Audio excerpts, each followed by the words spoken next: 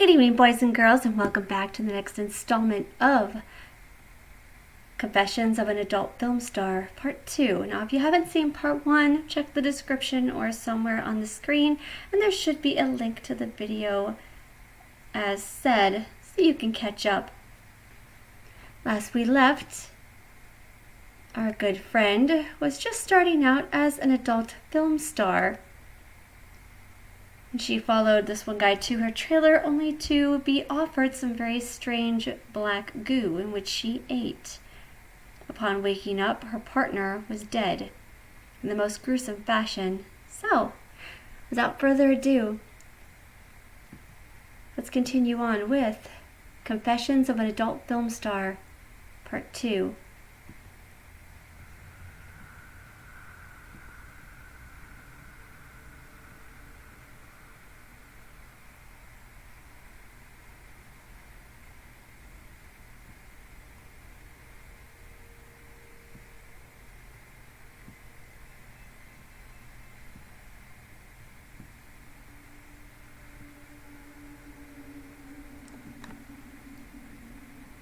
Leah Lovelace was the closest thing I had to a sister, even if she wasn't entirely human.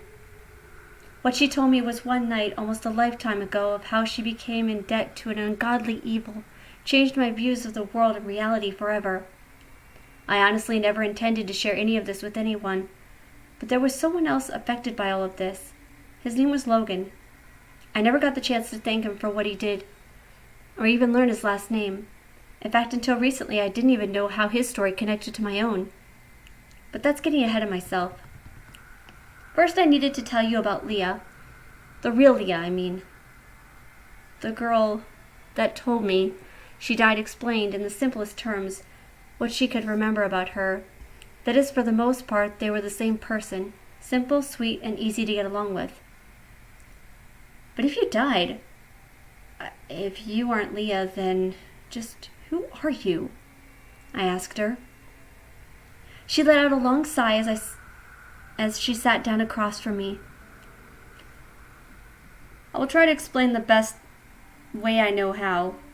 Logan, the man that rescued you, called them symbolic creatures. I don't know much else except for when I started here, something terrible happened. The mysterious black goo that you so readily devoured, it feasted on my body from the inside out, Leah told me. It reminded me of the horrific way Keith had died.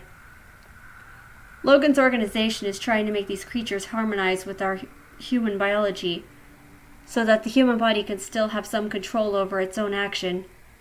I understand that they're very close to solving the problem, she said.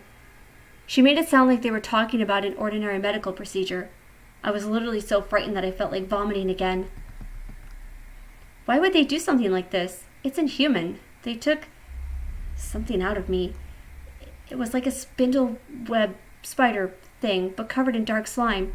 I still have scars, I realized. I'm afraid I really don't know, honestly, though you owe them your life. You weren't as far gone as me, as Leah.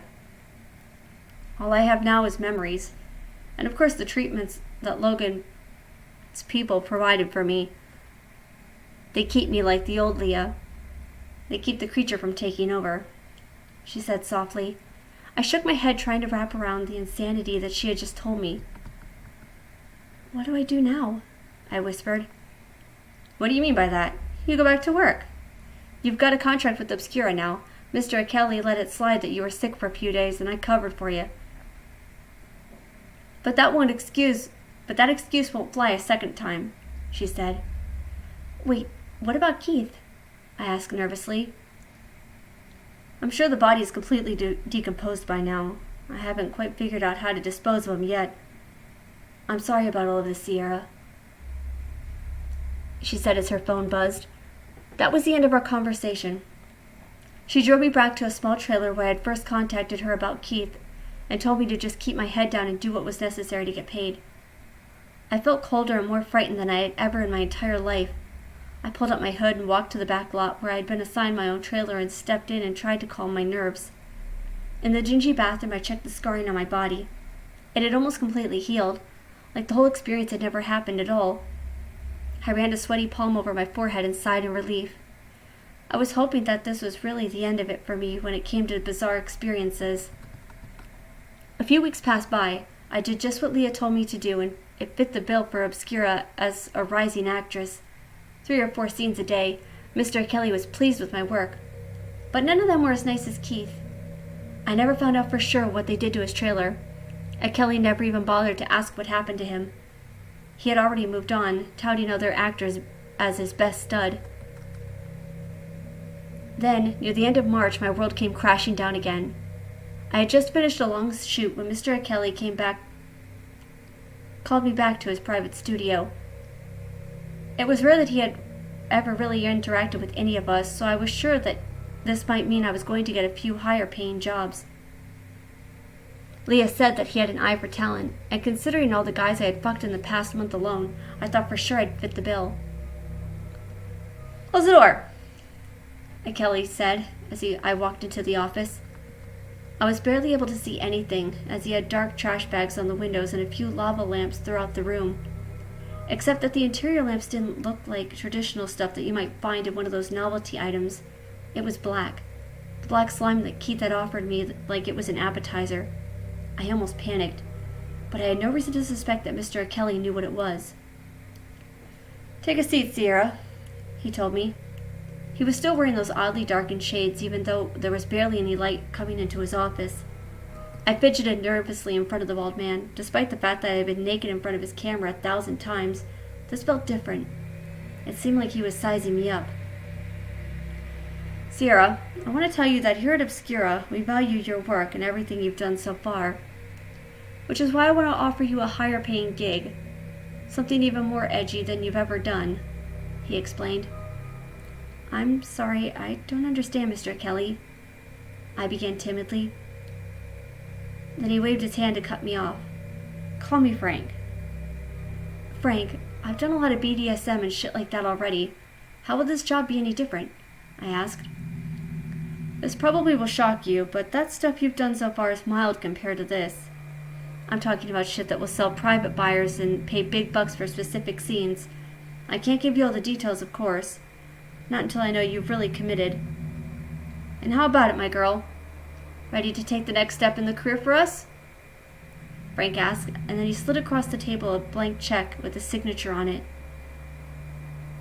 "That won't bounce. I just need you to sign on the dotted line," he told me. I should have turned around and caught the next bus home, but I didn't think I had a chance in hell of redeeming myself with my family. This industry is like a crime, you see. Once you're in it, it's so hard to get out. I signed, and Frank told me that he would get in touch with me when the shoot was ready. He told me not to tell anyone. 19 hours later, I got a knock at my trailer door. The man looked like a Mexican god, chiseled and well-groomed. He didn't look dangerous, just silent and brooding.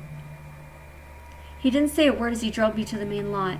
In fact, it seemed like we drove for the next 13 miles. Wherever this shoot was being done, it was extremely private. I tried to make a small talk with my escort. All I knew for sure before I got there was that the scene was meant to resemble an altar. And that was just from me guessing from what I saw with the weird equipment he had in the trunk. Candles, chains, a black hood. It looked like we were definitely doing something medieval. Then the Mexican said something that should have made me bolt right then and there. "Last chance." The door opened and I found myself staring at a lifeless body of a middle-aged woman. She was naked and strapped down, a strange shaped blade sticking out of her chest as a fat man finished carving out of her once beating heart. The door locked behind me before I could scream. The cameraman immediately started filming me as the fat man tossed the black hood. Then the Mexican took out a small jar from his backpack. It was the black slime. I think I tried to fight. I know I punched someone in the room, but they were too strong. Before long, I was strapped down alongside the other woman. I knew I was about to be their next meal. The cameraman focused on my trembling body. He didn't smile. He didn't have the smile like Frank, just a soulless monster that was taking delight in the torture they were about to inflict on me. "Begin the ritual," the Mexican told the fat man. He spoke in twisted words like some kind of monk. The black slime began to move. It crawled onto the floor and covered the fresh corpse in a thin layer of ooze. Soon her entire body was surrounded by this writhing organism. I swear I could hear it make the most inhuman of sounds. Her corpse convulsed and shook, and suddenly felt a jolt of pain in my own body. Like sharp needles were prickling my back. A burning sensation in the back of my throat. None of them stopped chanting. The camera seemed to flicker as the ritual came to an end. And then the once large blob slithered back to where it came from, slowly shrinking with every inch. I finally recovered my sight. The Mexican was pulling me to my feet as I prayed to God that this would be over. Then I saw the results of their unholy behavior. A middle-aged woman's corpse sat up, completely healed from earlier. Except it no longer resembled the stranger I had seen an hour ago. Now this living corpse was an exact replica of me.